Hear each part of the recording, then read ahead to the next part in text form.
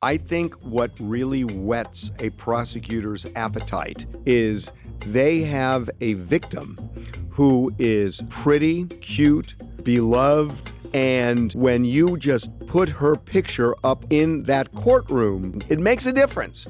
And I think it makes a difference here.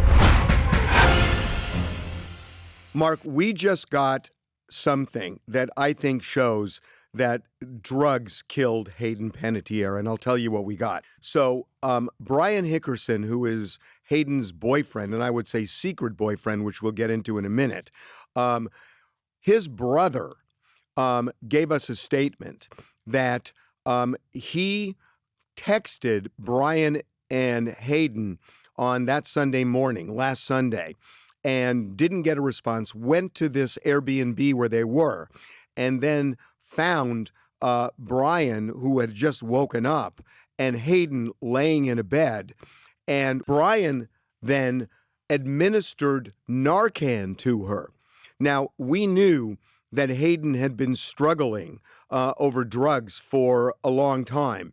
And that, in fact, the year before, and we can get into this as well, a director of one of her movies was talking about staging an intervention. So she was having all sorts of drug issues. But the idea that the two of them would have Narcan in this Airbnb when they had just flown to South Carolina the day before, that they would have Narcan right there available, to me says they knew that they were dancing on the edge and that somebody could overdose. I mean, why else would you have Narcan in the place you're staying? Why else? Well, even more than that. Once I saw this story this morning, I talked to somebody that I know in South Carolina, and they're telling me that the law enforcement is already all over this, and that for precisely that reason. And having come off of another federal prosecution of the ketamine queen within the last year, it does here in the Central District, it does raise the specter of, are they looking at this in a similar way in terms of the drug use and the supplying of the drugs? Well, now it makes sense why the DEA got involved so early, because we also broke this story that the DEA is involved in the investigation. Right now, I should say that it's being called a death investigation, not a homicide investigation. The police are saying there's no evidence, at least so far, of any foul play. But why is the DEA involved in this? I think it's because of this ketamine, that if Brian is giving Hayden ketamine and it's right there, I mean, it is telling you, because look, she was taking medications, and we know that Brian gave a bag of meds to the authorities and said, these are the meds that she's been taking. That doesn't mean those were the meds in her system that killed her. We're going to know that. Correct. And I highly doubt, but you never know, that somebody, unless they felt guilty about it in real time, was handing over things that were not prescribed or that were illicit. Of course. And the other thing is, it's like, if she's taking meds, I know she had a back issue and all, and she was taking meds. Because you take meds doesn't mean you get Narcan. I mean, there's a huge leap, I think, between, I'm taking a bunch of meds, but I'm going to have some Narcan on hand in case I OD on my prescription meds that I'm taking for various physical ailments. I mean, I don't think people get Narcan for something like that generally. You get Narcan. Narcan has become fairly prevalent in communities that are kind of unfortunately highly impacted by the scourge that is running around the country, as you know. And I still think, though, that you're absolutely spot on. Why else would the DEA be involved here unless they suspected that there was either some off-label or some illicit drugs being used or purveyed, right? And by the way, it doesn't even have to be illicit, because remember, in the Matthew Perry case, the ketamine was actually prescribed. It was just overprescribed, and I guess in some cases bootlegged, but there were two doctors involved in that. Prince died from prescription meds. It's so funny you say that because I was thinking about that. And if they had had Narcan, Prince may have survived. That's right. Handy. No, you're absolutely right. But, well, and then remember, too, he died in an elevator alone. So that's a whole different situation. But he had actually gotten Narcan, I think, 6 days before he died on an airplane. I want to say on the airplane, Yeah, right? it was on the airplane. It was on a private jet that was going So it's been, I will tell you something, it's been a very active week for the feds. You know, the DEA, as you guys reported, is hovering around this death. Also, did you notice that Eric Swalwell has had his home and his devices seized? And then did you notice that Swalwell's accusers, almost simultaneously with the execution of those search warrants, issued a statement from their lawyer? You know what I'm hearing of the feds? Even though this was seized in the Northern District here in California, where he was up in San Francisco, I'm suspecting here that we're seeing the Diddy playbook for sex trafficking on Eric Swalwell. I think that, unfortunately for him, he's about to get some Sovereign District of New York justice, because the timing of the seizure of the search warrants, along with the release of the statement from, I believe it was 4 accusers. I'll tell you, the feds are working overtime this week between the death there and this. I know it was reported on Swalwell that it was it campaign finance or things like that. I don't see it. I mean, if I'm going to connect the dots, the accusers coming out with a statement almost simultaneously leads me to believe Southern District. So when taking the Diddy playbook. I was not expecting a left turn like that, and I do want to get back to Hayden, but I have to stop you for a second.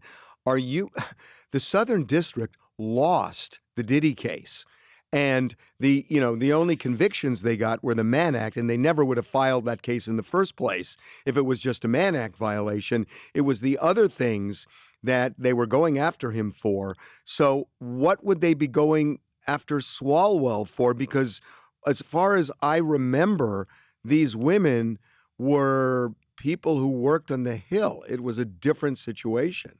Yeah, except I think, based on the statements and based on some of what the civil complaints or the lawyers have been saying about the civil, I think it's Southern District trying to get back on the horse again with a sex trafficking investigation involving Swalwell, because why else would the timing of this be so, to my mind, almost contemporaneous? Where is the trafficking? The trafficking would be, remember, Are you the saying it could literally be from Virginia to D.C.?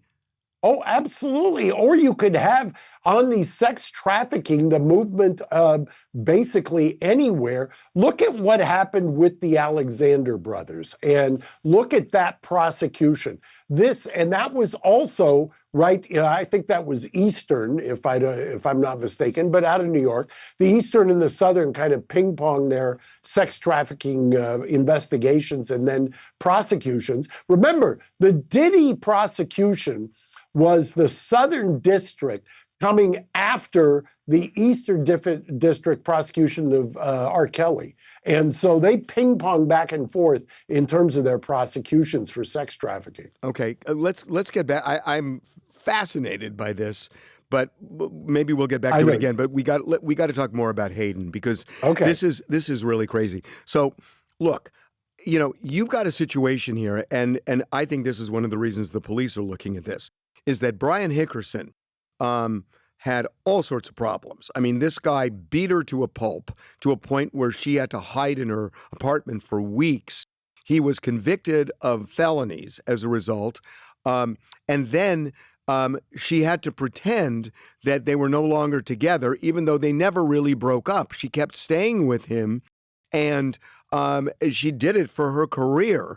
And he even did an interview with Charlie Neff on our staff, one of our senior producers, about 3 months ago, where he was acknowledging that he's not good for her, yet they were still secretly together.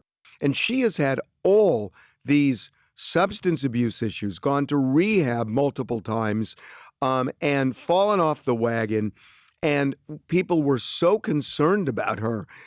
One of the things that I'm hearing from people is, why do the feds take it so seriously when a celebrity is involved? Because the scenario that I just painted is probably, repeated 100,000 times with private people, yet the feds don't get involved.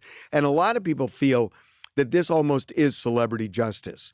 That people, I think, it's so funny you mentioned that, because I was thinking the same thing this morning. I mean, the poor Jasmine would never have been prosecuted federally if Matthew Perry wasn't the victim. And in this case, can you imagine, out of all the cases in the country where somebody... Did you call her poor Jasmine? Yeah, poor Jasmine. I mean, there's she no way. was illicit. Poor Jasmine. Well, let me tell you why poor Jasmine. You mentioned the doctors prescribing her. You mentioned the assistant well, you didn't, but I will. Right. I'll mention the assistant actually injected Matthew Perry. Right. The doctors basically got a slap on the wrist. The assistant got virtually guilty. Well, yeah, the assistant who actually injected, and Jasmine gets 15 years. So yeah, I don't understand that in the least. You tell me. She was the last woman standing in that case. In the Hayden case, though, what people are criticizing is that why are the feds jumping on this case when it's a drug overdose? Because they don't know what they don't know. I don't think they know yet exactly what she took, because that's going to take time to get a toxicology back from the coroner. They don't know who gave it to her. I mean, for all we know, it could be those prescription meds, or it could be something illicit. We don't know who gave it to her. That's going to be a leap. So they are jumping over the hurdles that they should they've bypassed the hurdles they should first jump over before getting involved, because they don't know. I mean, why the feds get involved within 3 days? Their biggest hurdle is, does he say something? If he says he gave it to her, he administered it, he in any way furnished it, any element legally or factually, then he puts himself in the crosshairs. If he says, I don't know, I was doing it myself, I didn't give her anything. Why wouldn't that just be a police investigation? Why would the DEA get involved? It would be right, a police but why is the DEA investigation. getting involved so early, 3 days after she dies? You're not being that naive. You and I both know that where celebrities have dire consequences, the feds follow. Don't people just get outraged at that? I got to tell you, I started a show in the early 2000s called Celebrity Justice, where you look at celebrities. Well. Sometimes they're treated more harshly, and sometimes they are treated with kid gloves. I mean, it depends. But for a lot of people watching this, and the people who had relatives who OD'd and died and whatnot, when they don't get this kind of probing, when they don't get this kind of justice, where at least there's a thorough investigation, not just at a state level, but at a federal level, people are pissed off that, why, just because somebody is famous, is the Justice Department diverting resources to them when you've got this massive fentanyl and other drug problems, and they go unaddressed largely? Well, the part of what I think the problem is, in a lot of ways, I always think, and I've noticed it for decades, when you have U.S. attorneys who are in government service, the kind of cycle, the morphology of them is, they go and they clerk at a big firm, traditionally, for a year or two. Then they jump to the U.S. Attorney's Office. They then try to get a noteworthy prosecution. In most cases, they want a trial the conviction rate in federal court is off the charts. So they get a conviction in federal court. And then if you notice, anybody who's got a couple of neurons firing, and you have to in order to kind of get into that arc, they then leave to get a big firm partnership after they've convicted somebody. And then inevitably, when they're at the big firm and they start doing white-collar defense, and then I talk to them, they said, wow, I wish I knew then what I know now in terms of how crazy I was in terms of prosecuting people, or how I didn't consider that these are real human beings, basically, when I'm prosecuting people. It's kind of an insidious system.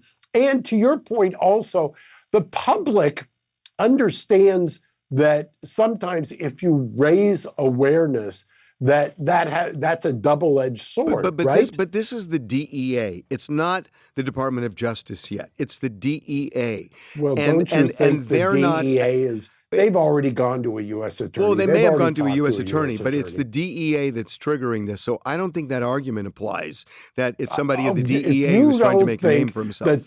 If you don't think the DEA agent who's authoring or is the affiant has already talked to whoever the either first assistant in charge or the U.S. attorney there and has cleared the idea to open this investigation, you're not that naive. No, you don't have that much childlike naivete, because it's without a doubt that the DEA is doing this in concert with the Department of Justice. Well, okay, but the department.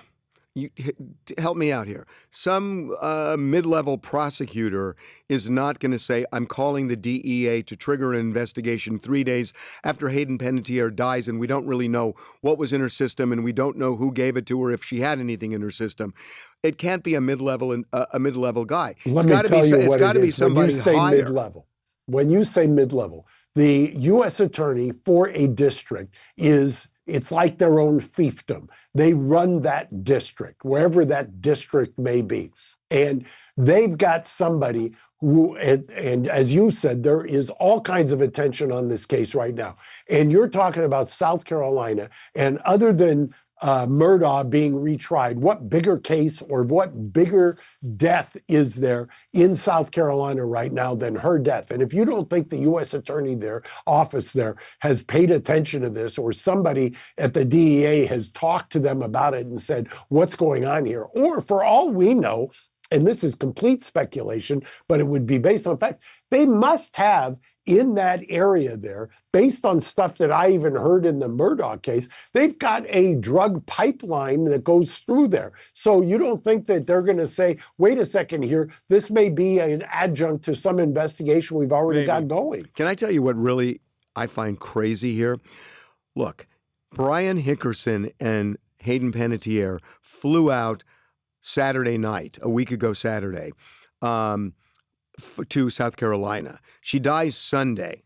I mean, she may have died actually Saturday night. We don't know when she died. What we do know is that Brian's brother, Zach, tells us this whole story, that I was going to go to lunch with them, and I went to church first. And when I left church, I texted both of them.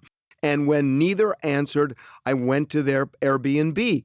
And then I pushed the keypad because I knew the keypad number, but I didn't have the keypad for the front door. And I knocked hard, and then Brian opens the door, and Brian had been sleeping on the pull-out sofa in the same bed as Hayden, and they tried to wake Hayden and couldn't, so he immediately starts using Narcan, and they couldn't revive her, and they tried CPR, and Zach called 911. I am thinking to myself, when I'm looking at this, if Brian has a lawyer, that lawyer must be going insane, because the scenario, the takeaway from that is that there were some drugs involved, because Brian's immediate go-to is Narcan, and that he has Narcan, and that they were sleeping in the same bed, and they were sleeping at 1 p.m, and did they do something together that put them in a bed in the middle of the day, knocked out? And when did that happen where she OD'd? There are so many questions raised by what Brian's own brother said. When did you talk to Brian? Today. Today. Okay. We got the statement. Okay. That's crazy, right? That's crazy, right? And he gave that statement to the police, correct? Or the DEA? Give it to us. Yeah, but he gave it. Did you ask him? Did he tell the I don't same know. thing to the I authorities? don't know if he told the police, but I'm assuming he did if he's being as open as he is with us. Because remember, then when the police showed up, they saw the Narcan. We know that because we talked to the police over the weekend. They saw the Narcan in the house. We just didn't know until today whether it was Narcan that the EMTs brought or whether it was Narcan that was already in the Airbnb. Now we know it was already in the Airbnb. But Zach is just opening up in a way where you would think, and I'm not saying Brian did anything, but he's got to be a little bit nervous just because he's the guy that was there. He's the guy that jumps to Narcan. He's the guy that's been with her. He's the guy that knows her history. And he's the guy who was with her when a year before, a director and other people were trying to stage an intervention for Hayden. Well, so it's interesting. Did you ask the brother if he had lawyered up yet? We don't know. We cannot get, well, we can't get, this was a statement, so there was no back and forth. But we can't get Brian. We just don't know. I would be shocked if he hadn't, right? So who's represented Brian in the past? Because hasn't he had a couple close encounters with law Well, he enforcement? had a full-on encounter for domestic violence. But that was I believe that was California. I don't think it was South Carolina. I don't know if he's got a lawyer or not, but I would assume that the police have a lot of questions for Brian, if only because he was the one that was around her all the time. What a horrifying situation. Wake up and have the person you're in bed with wake up dead after, if, and I say if, you had been doing drugs the night before and you had just flown in there as well. Now, we don't know. We don't, again, you don't know yet. All of this is pure speculation. But that's why having Narcan, to me, is so telling. It's just so telling. And I realize, yeah, anybody can have it just in case. But if you're taking meds and you know what the dosages are, it's not in your mind. Has it ever been on your mind? Have Narcan around? No. Yeah. I don't carry it. It's like an American Express card. Don't leave home without it. Right. No, you know what I'm saying? It's like, yeah, I agree. I understand. I mean, in the hands of a prosecutor, I can see it cutting both ways. On one hand, they'd say, oh, you appreciated the dangerousness of what you were doing and knew that it could lead to death. On the other hand, if you didn't have it, they'd say, why didn't you have it if you knew what you were doing and you could have had it there as a precaution and somebody died on your watch. So let me give you a scenario and see what you think of this. And I want to make it clear up front. This is a scenario. I do not have a factual basis for any of it, but this is an interesting point to me. Several decades ago, when John Belushi overdosed on heroin at the Chateau Marmont Hotel on the Sunset Strip, the DA filed charges against a woman named Kathy Evelyn Smith for injecting John Belushi. Do you remember the lawyer who represented her? Oh gosh, I do, and I forgot. Was it Paul Fitzgerald? The late great Howard Weitzman. Oh my God, it was Howard. You're right. So she got charged and I believe convicted of manslaughter, and that was for facilitating it. If there were a case, and suppose in this case, that Brian knows she's doing drugs. And again, I have no factual basis, but I'm just asking about the scenario. If the police believed that the two of them were doing drugs together and she OD'd and died, does that create any criminal liability I think that goes back to what I said. Part?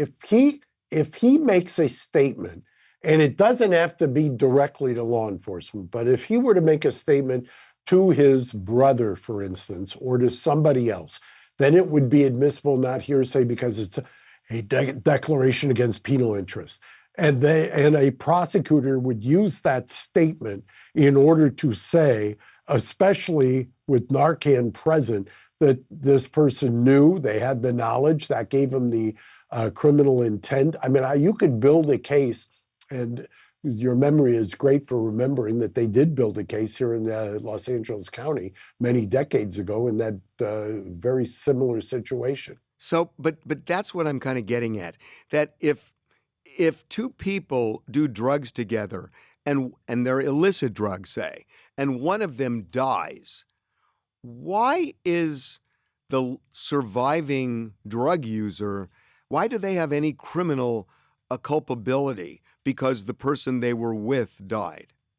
You're kind of positing this crime and punishment idea of basically of Russian roulette. I've argued this on a number of different occasions that why is the person who survives in this situation the person who gets prosecuted? You see this, by the way, in what I characterize as mutual combat situations. Somebody gets on in Hollywood, I can't tell you how many cases I've had where somebody gets into a fight outside of a bar and one person dies based on a one or two punches or something. The person who survived, who may have been hit, is the person who gets prosecuted because they survived and had a better punch. It's kind of a prosecutorial But go-to. where's the punch when two people are doing drugs and each are doing it voluntarily? Kathy Evelyn Smith actually, I believe, injected John Belushi. Injected as well. And I think that was the case, and that was the theory.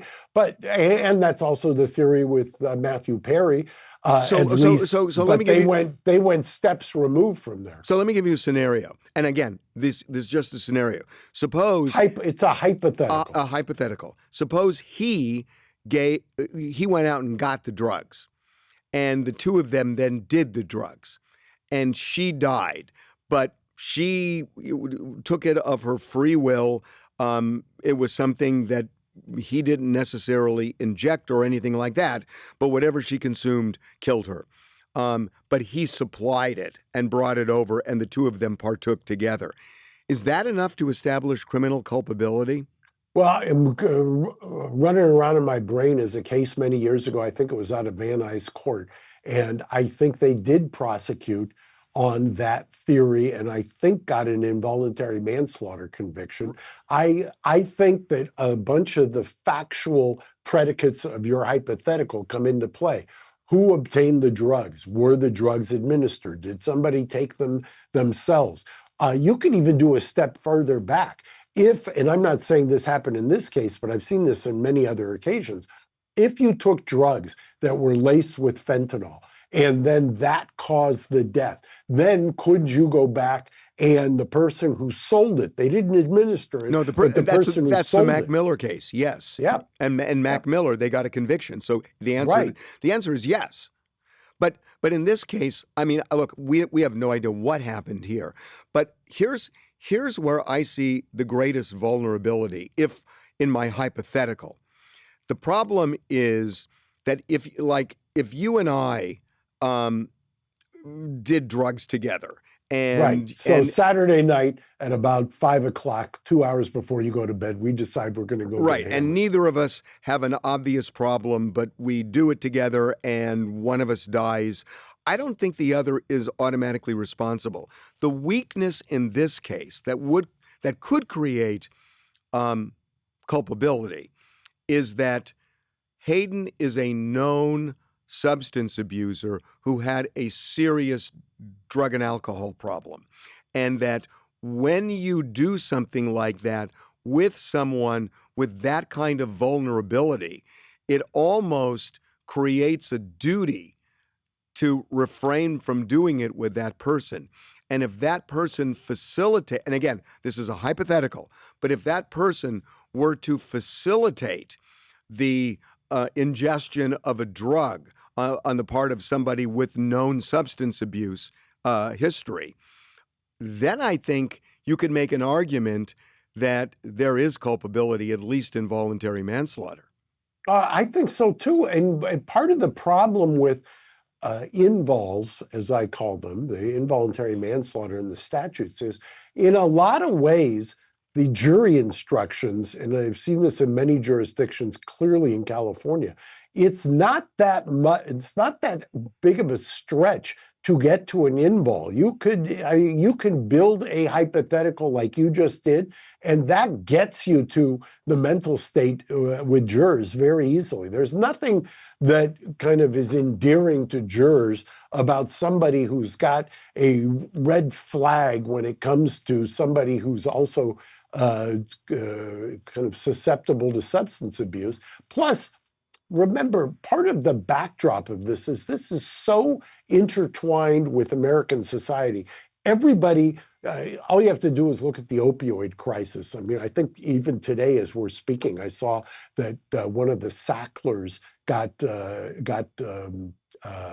sentenced on opioids, if you can believe that. Part of the family from Purdue Pharmaceuticals. So this permeates every economic and social category. And if that's the case, people always say the thing you need, I mean, the kind of knee-jerk reaction to it is you don't enable. And if you've got a red flag, you've got to just engage in some kind of boundary setting or tough love or whatever you want to characterize it as opposed to enabling.